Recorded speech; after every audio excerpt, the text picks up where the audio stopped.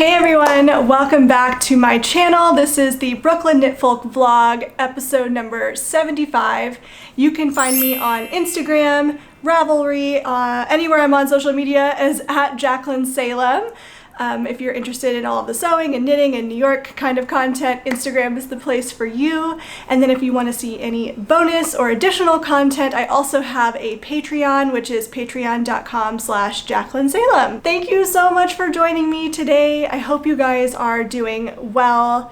I know I talk about this at the beginning of every episode, but it really just like the changing of seasons is a really exciting time. So I'm happy to be experiencing this in Brooklyn, and it's just like a beautiful, beautiful time to be outside right now. In fact, today I just came from spending like, I don't know, 5-6 hours at the garden center, and then in my garden doing some fall planting and redoing some beds over there. I did film a garden tour, so hopefully I'll be able to edit and upload that very soon for you guys to watch if you're interested.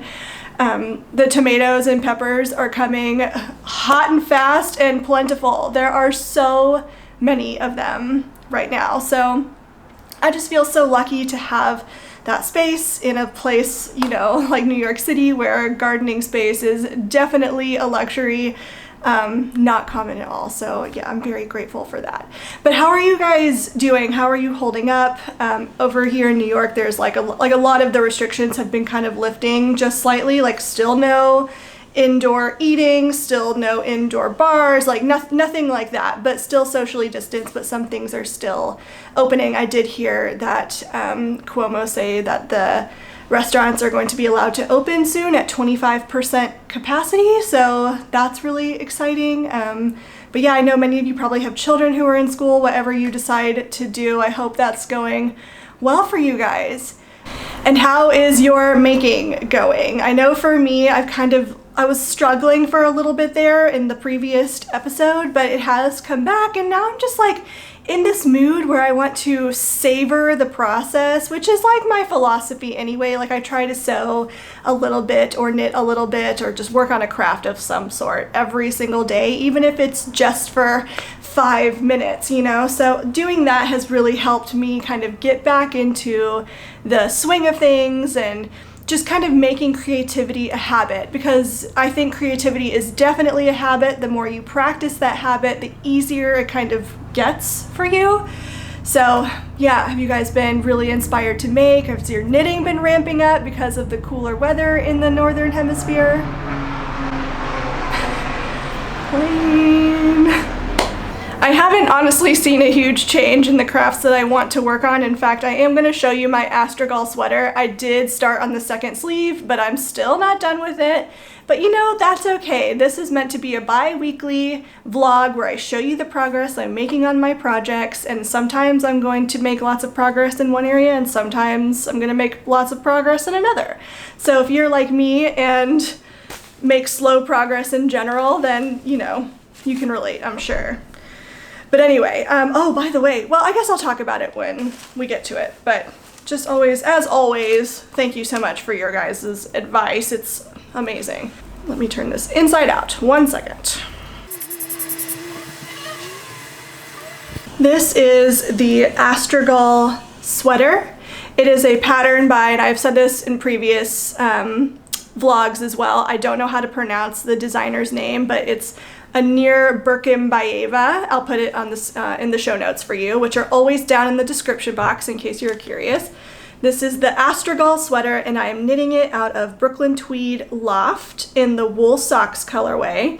This pattern does call to be knit in DK weight yarn, but I find that I can get gauge for DK weight patterns by using Brooklyn Tweed Loft, which is a woolen spun yarn, and it is a little bit loftier, as the name would imply, but that's probably just coincidence, but it is a lofty yarn that I can get gauge with for DK weight patterns. It has this beautiful yoke design on it, which I am in love with, but not as in love with this yarn, because pretty much every sweater I knit these days is in Brooklyn Tweed yarn. I definitely prefer non-superwash for sweaters, but I've knit the body, I've knit one sleeve, and now I am working on the second one. So let's see if I kind of compare here how much I have left to go.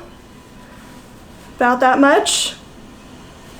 So yeah, making slow but steady progress on this. This color is going to be perfect for my wardrobe in autumn. I have to say, as a warmer tone, skin tone, I really love that these warm colors are kind of popular right now because it makes it more choice and more availability to me of things to choose from. So I really like the warm tones that are kind of in style right now, like this rust color, like the beige aesthetic, if you will. It's like, it works really well for my skin tone as opposed to cooler tones, which don't work quite as well for me. But yes, love this project, especially the asymmetrical hem detail. Hope that's in focus. Super, super beautiful. And this is just gonna be a treasure to wear once I actually finish it. As I've said before, this make was inspired by Marilisa of the Girl Meets Yarn podcast. A really fun podcast.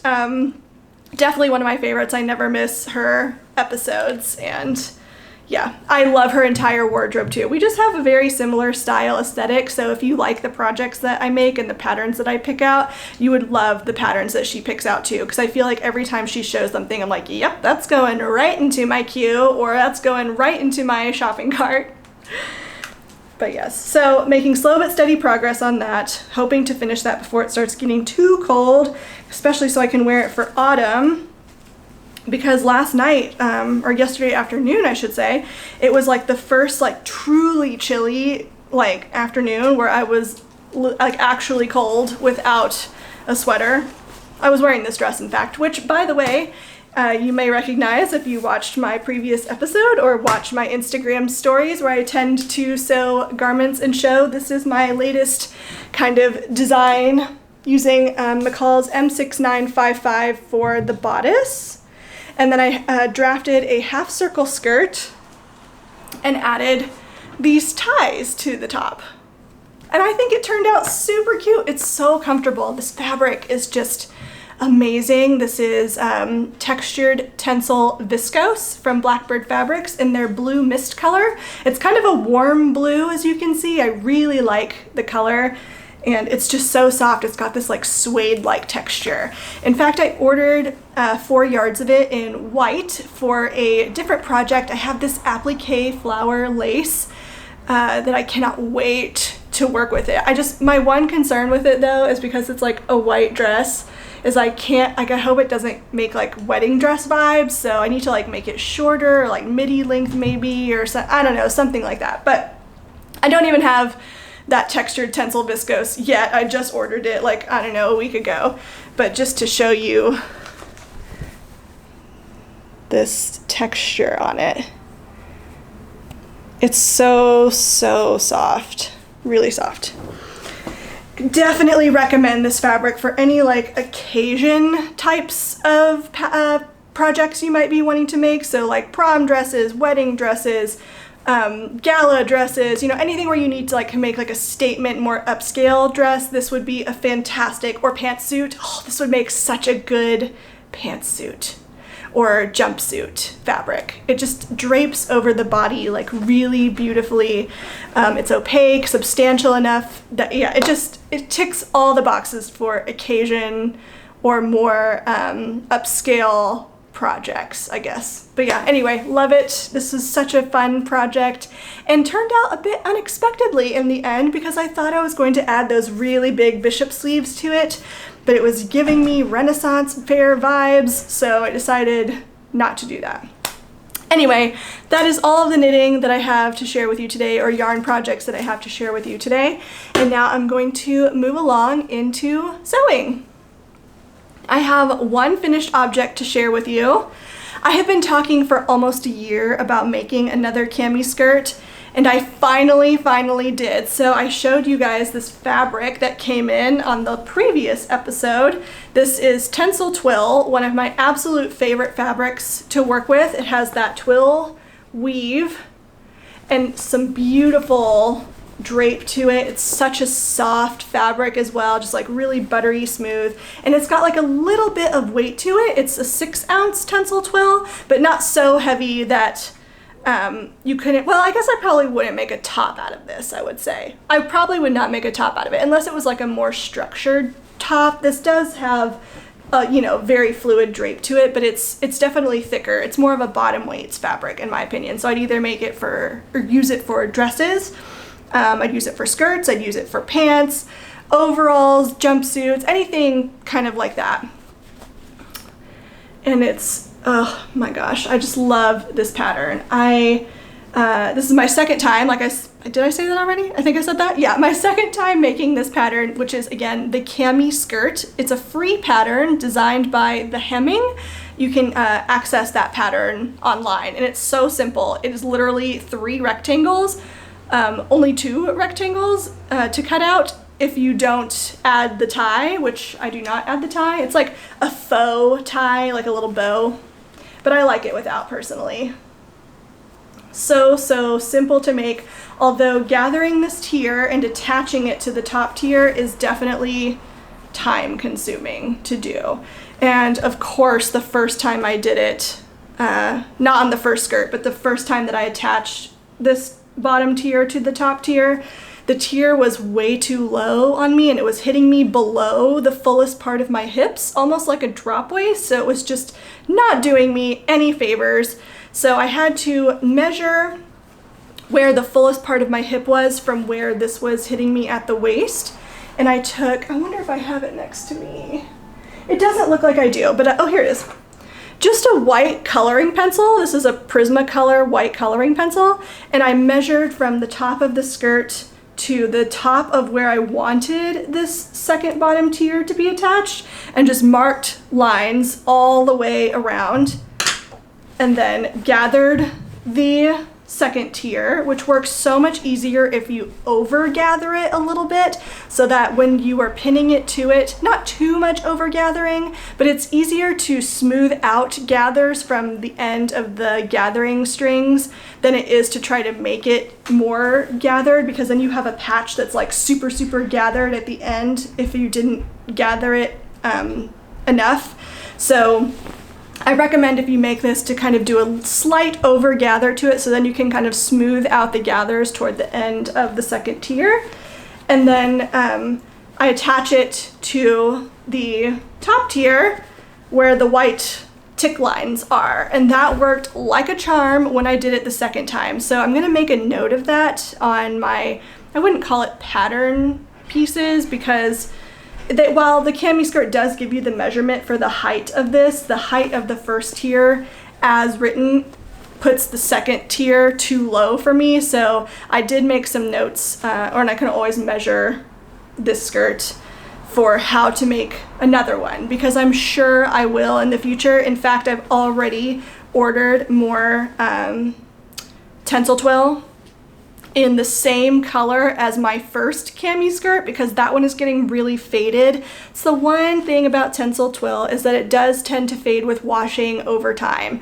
It's been about a year since I've had that one. I still wear it like at least once a week. I wear it so frequently. So it's worth it to me to have another one. So as much as I'm washing it and using it, it does tend to fade over time. That's the one negative I will say about tencel twill. But I have ordered another 1.5 yards of the tencel twill in that terracotta color that I used in my first one, and I will probably make a third Cami skirt at some point once I feel like the first one is just too faded for looking nice, I guess. So yes, this is the Cami skirt, a pattern designed by The Hemming. I'm not sure if there's anything else really I want to say about it. This one did turn out a little bit shorter than the first one, which is fine. For the shirring, you do not need elastic thread. You just cut the length of the elastic and then kind of pull and shirr on the elastic as you go. The instructions really make it super clear. This is one aspect I really love about this pattern, because it makes it look like it was a ready-to-wear purchase, because it just doesn't look like something that would be easy to make or sew yourself. But oh my gosh, it's so simple. So simple. This is a great advanced beginner project. I don't know that I would recommend this for your first project necessarily, but if you have patience and you have some time, an advanced beginner could definitely figure this out. And again, this fabric was from Blackbird Fabrics. It's their 6-ounce tencel twill in the Midnight Spruce color, which is like this dark green, but they have a lot of beautiful options, and it's a fabric that they restock frequently, so you should be able to get this exact colorway at some point in the future, if not right now. I haven't checked recently to see what colors they have available. So that's my only finished object for sewing, but I do have 2 works in progress. I showed you the fabric of this last time, but not the actual dress.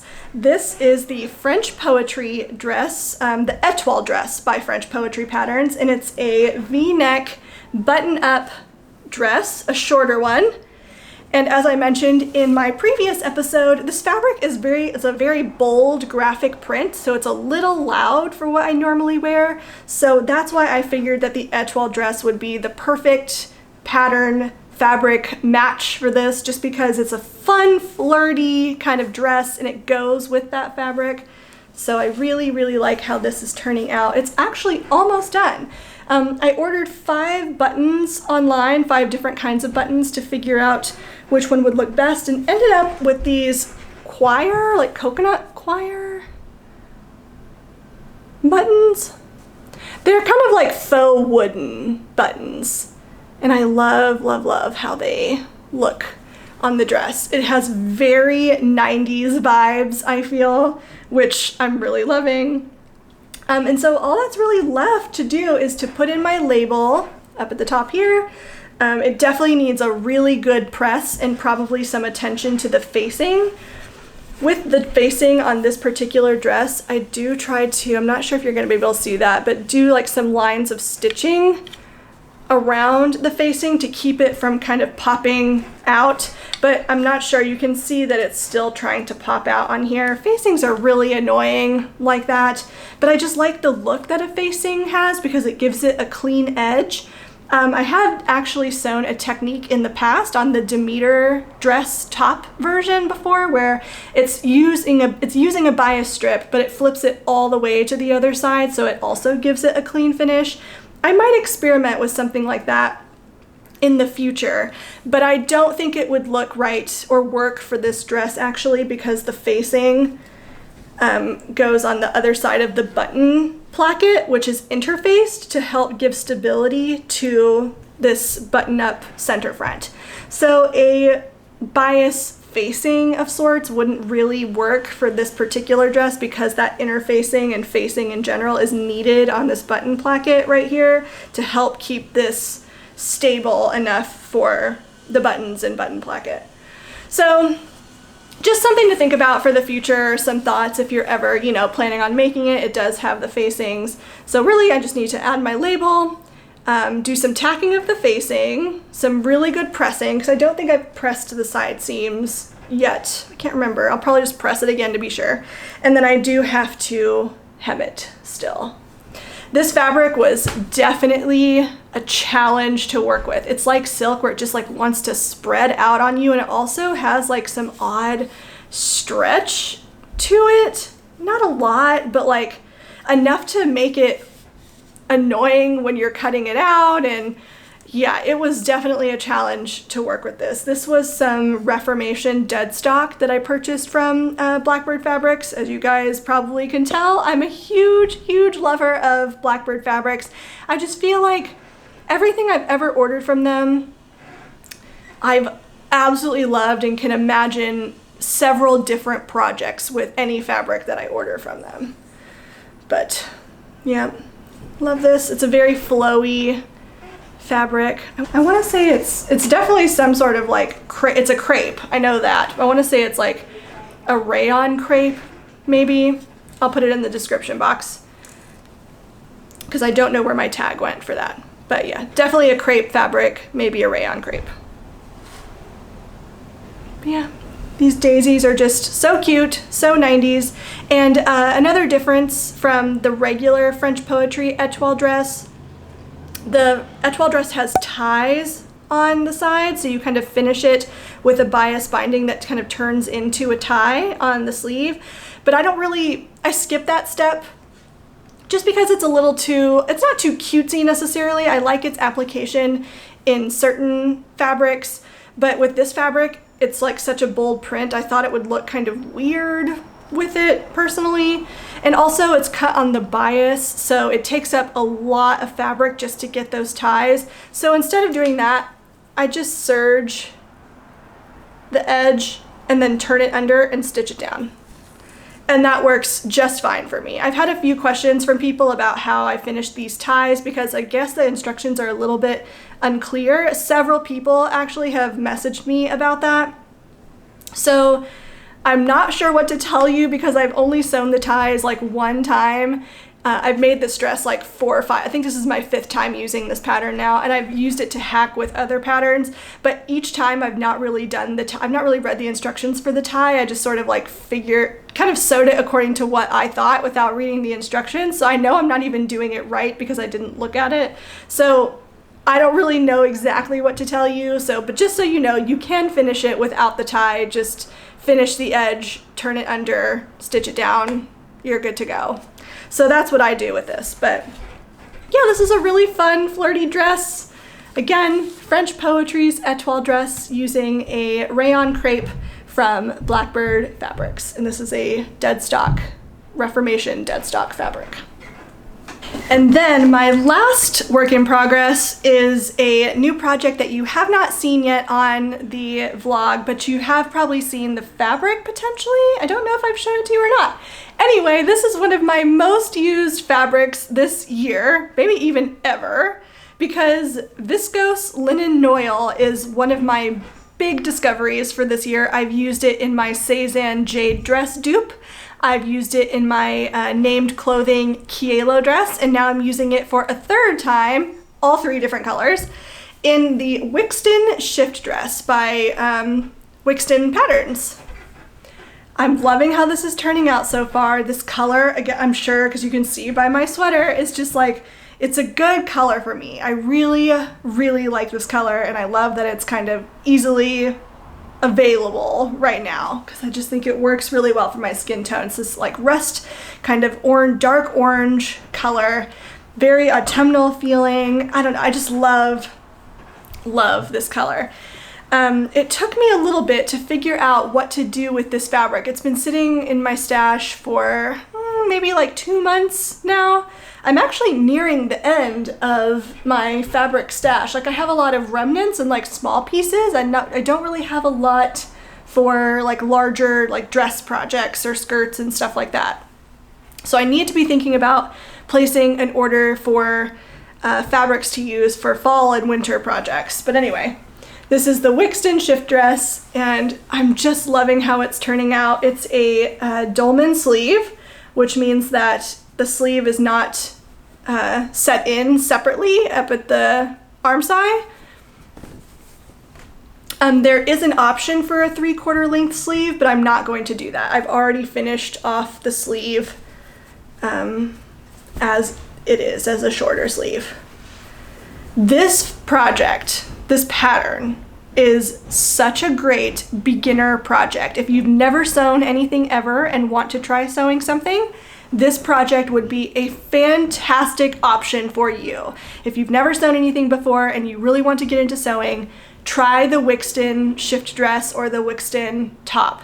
It's very low stakes because it's designed to be a very oversized fit.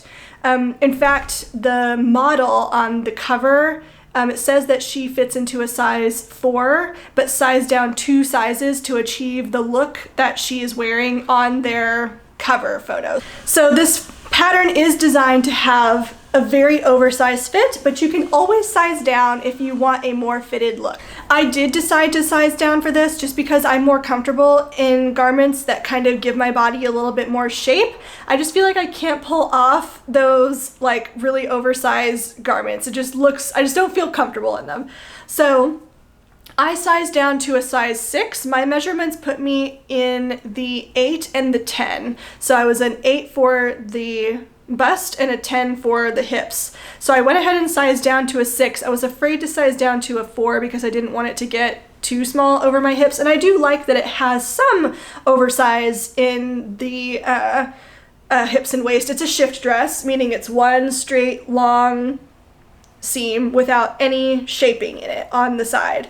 And then you use a tie, which I have not sewn yet, it's over there, but you use a tie to kind of gather it to your waist. But yeah, super, super cute. I really love it. It has pockets in the front, patch pockets.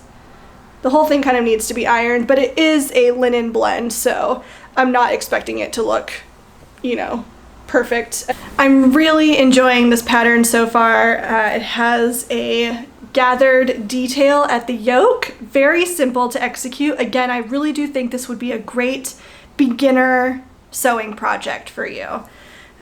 You learn lots of techniques. It's very thoroughly explained in the instructions. It's just such a great pattern. Really, really great. And not too many pieces to feel overwhelmed, but the pattern will work for a variety of body shapes, especially because you're tying it to your waist, so you don't have to figure out or think about fitting things to your body in a more tailored way. So it's really great for that. It comes in a really nice range of sizes. I want to say like 0 to 22 or something like that. So something for everybody with this pattern. I am sewing the long version. There's a short version of the dress, a long version of the dress, and a top. And there are so many great hacks that people have made with this pattern. So I'm really excited to have this in my pattern stash because I'm sure I will use it again in the future for hacking with. There's a really interesting way that they sew the slit. The long version has a slit in it to allow for leg movement. And I've not come across this kind of methodology for sewing a slit before, so I figured I'd share it with you because I think it's really, really clever. They have you start with your regular stitch length up at the armhole, the bottom of the armhole when you're sewing the front to the back, right sides together, of course. And then you're sewing until you get to the top of the slit, which is marked on the pattern piece, and ideally you've already marked that on your pattern pieces. And when you get to the top of the slit, you change your you don't take it out of the machine, you just change your machine to doing a basting stitch instead, and then do a basting stitch all the way down. From there, you're pressing your seams open, which I have done, and this is as far as I've gotten in the instructions, but I know what you're supposed to do next. And then from there, you're going to stitch down the open seam all the way around, maybe some bar tacking at the top of the slit. Bar tacking is when it's a type of stitch that will add some strength and durability to places where there might be a little bit, where it needs more stability. And then once you stitch down on the seam allowance in like a U shape, basically, all the way to the top of the slit, you then remove the basting stitches and your slit is complete. I just think that is so clever. Like I said, I've never come across that methodology for sewing slits in other dresses, and it's one I will definitely employ whenever I'm sewing like a front to a back together. Sometimes the slit is like not in the seam allowance, I would guess. I'm trying to think of any times when I've sewn a slit that's not in the seam allowance. I cannot think of one.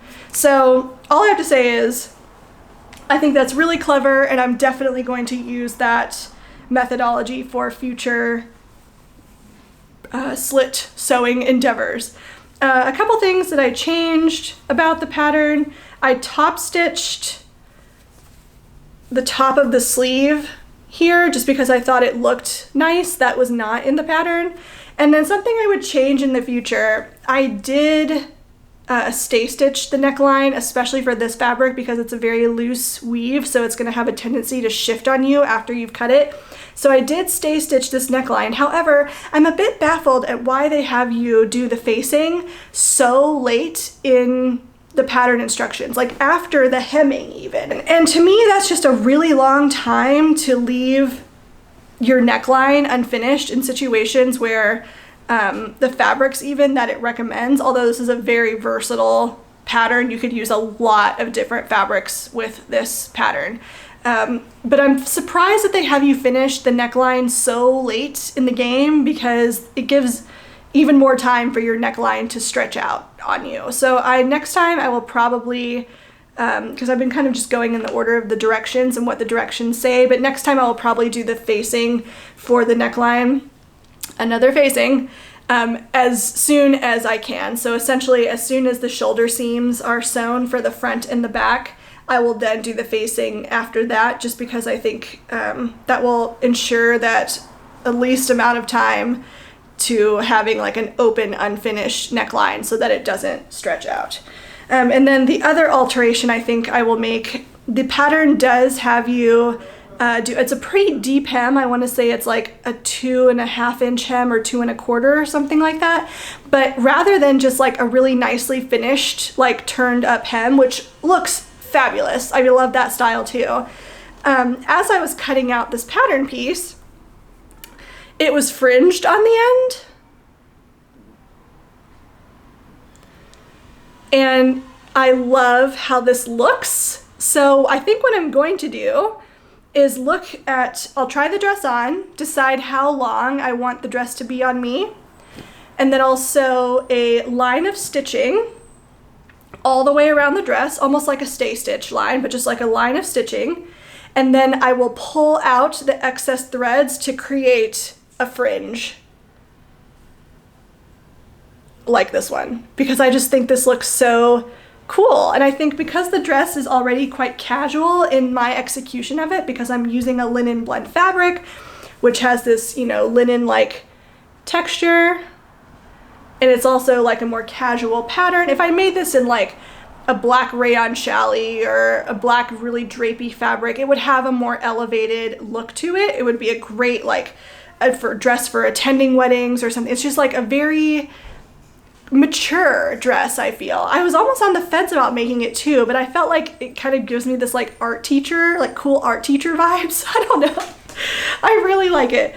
But I think that the fringe hem will look really nice like with the aesthetic of this dress. So that's what I'm going to try to do. If I don't like it, then I will just hem it per usual, as per instructions.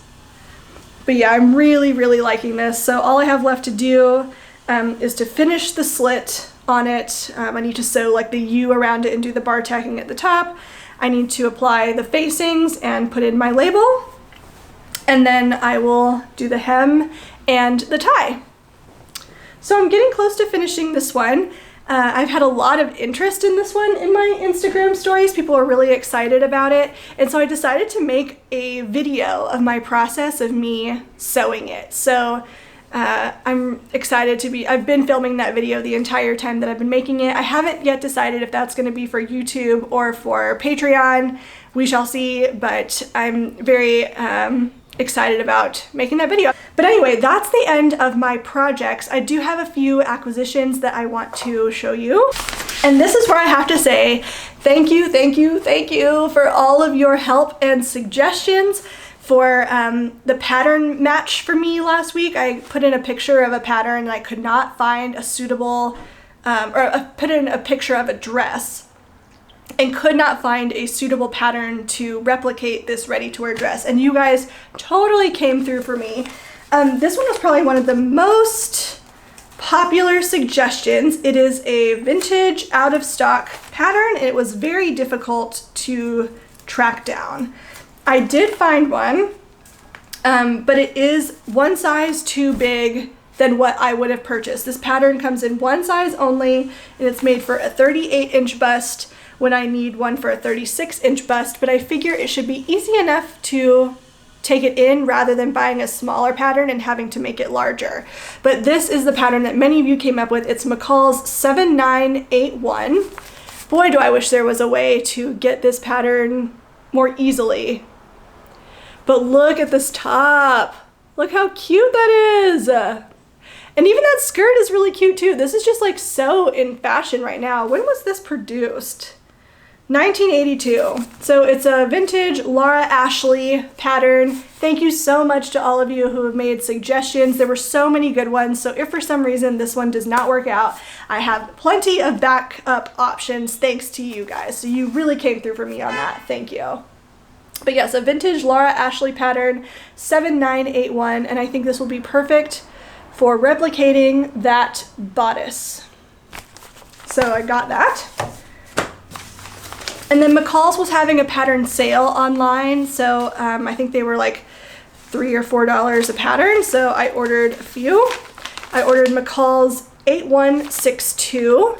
I have no overall jumpsuit types of patterns in my stash, and there is a Cezanne jumpsuit, overalls jumpsuit, that I really like. I've said it before, I don't really like myself in jumpsuits, but this one's kind of an exception because it's more like overalls and not like, it doesn't have sleeves, so I'd wear something else underneath it, and I can just imagine this in like a really beautiful, almost like the Cezanne one, like a really bright like paprika red color, or maybe even a like toffee brown. But yeah, I love this. So that's McCalls 8162, and it comes with a pants pattern, a shorts overall, and the larger overall pattern. Next one is a shirt dress, which is really similar actually to my Wixton shift dress. This is M8030. Look how cute that is.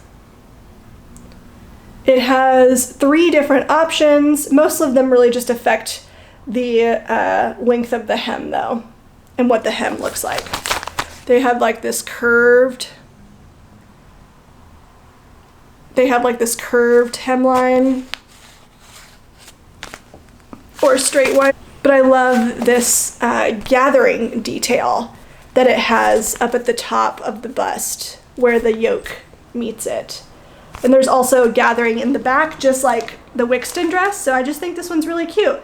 This one's different from the Wixton dress in that it's a button-up, whereas the Wixton shift dress is not a button-up. I mean, I could pretty easily make the Wixton shift dress into a button-up dress, but it's nice sometimes to just have that step already done for you. This one was kind of a wild card for me. I purchased it because I have no other bodices like this in my stash, and I think it would be really cool to make some dresses with this bodice, and then attaching a skirt to it. It's McCalls 8116.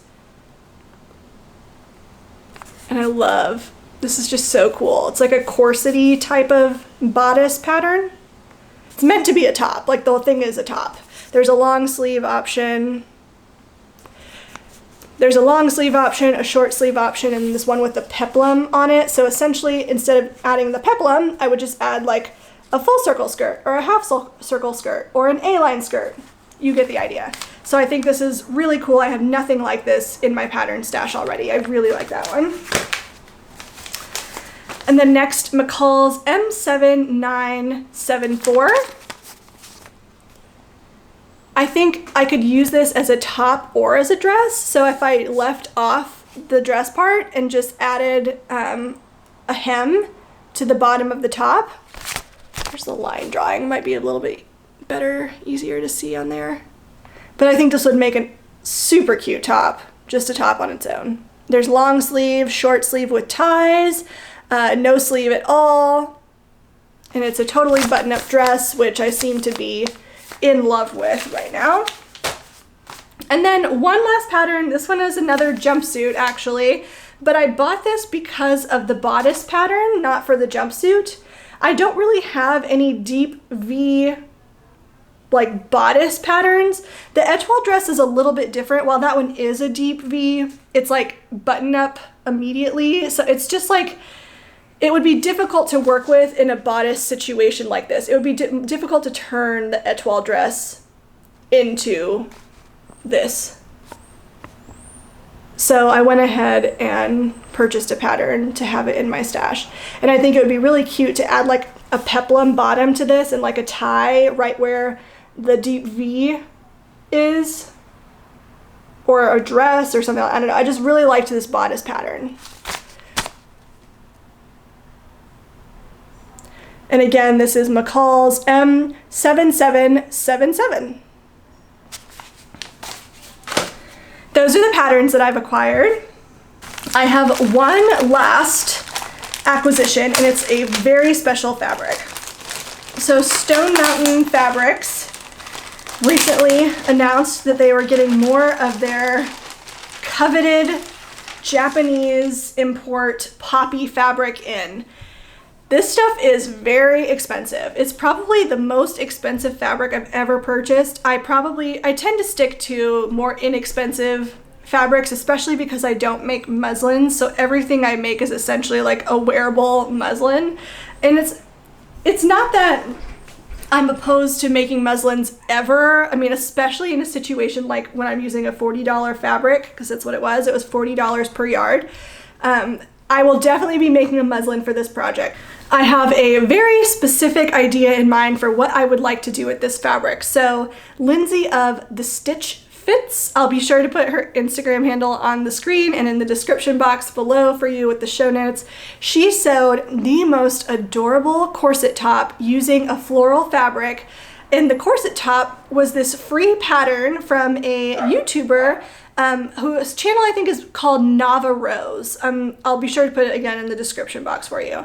But anyway, so this free corset top is only available in just the one size that Navarose used to make her corset top. And she's much smaller than me, and I have no clue how to grade out a corset top pattern. So I have enlisted the help of my dear friend Emily to help me kind of draft or like expand the size to be my size for this corset top, and use this beautiful Japanese imported poppy fabric as the fabric for this corset top. I just think it's going to be so cool. Is this not so beautiful? It sells out so fast. I have no clue if they have any left, but they did get several colors in this time, and I was obsessed with this one. It's like this red orange poppy with this kind of sage, dark sage green on an oatmeal colored linen. So it is a 100% linen fabric. It's super soft for a linen fabric though. It is a looser weave, I can see by looking at it, but I think it's going to be perfect for this corset top that I have in mind. And I'm already planning outfits for this corset top. Like, I really want to wear it with my cami skirt. So could you imagine this as a top with the cami skirt? So cute, right? Like, I just think this will fit seamlessly into my wardrobe. So I'm really excited about this.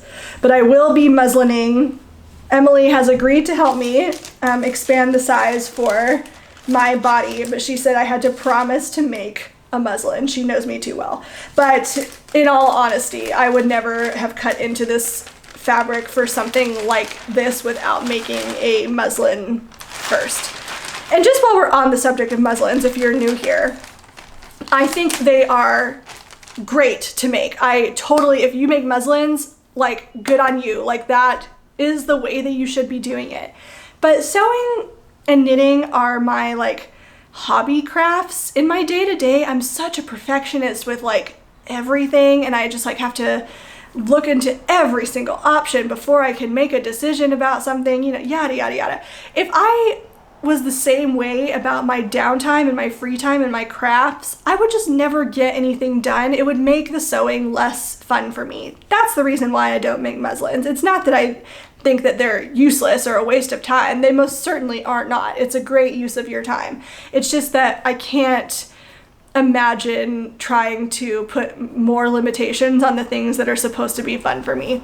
Maybe someday, if I have like better patience, I will start making muslins, but until then I probably will only reserve it for times when I know I need to check the fit of something, or if I'm going to be using a really expensive fabric. Like, I muslined my leather bag project, which is still not done. It's staring at me in the corner. But yeah, I definitely made a muslin for my leather bag project because it was, you know, a big hide that I purchased. So I don't want to like cut into this leather, you know, well, it's not exactly fabric, but I don't really want to cut into the leather and waste something like that without making a muslin. So like there are situations in which I do, I just don't do it all the time. But anyway, that's it for me today. I hope you guys enjoyed the episode. If you would, please give it a thumbs up if you enjoyed it, because it helps YouTube recommend it to other people and help other people join the Brooklyn Knitfolk community. And I will look forward to your comments in the comment section. I love hearing from you guys and what you're working on and what's new in your life. Please share with me. I love hearing from you. So thank you so much for watching, and I will see you in my next vlog. Bye!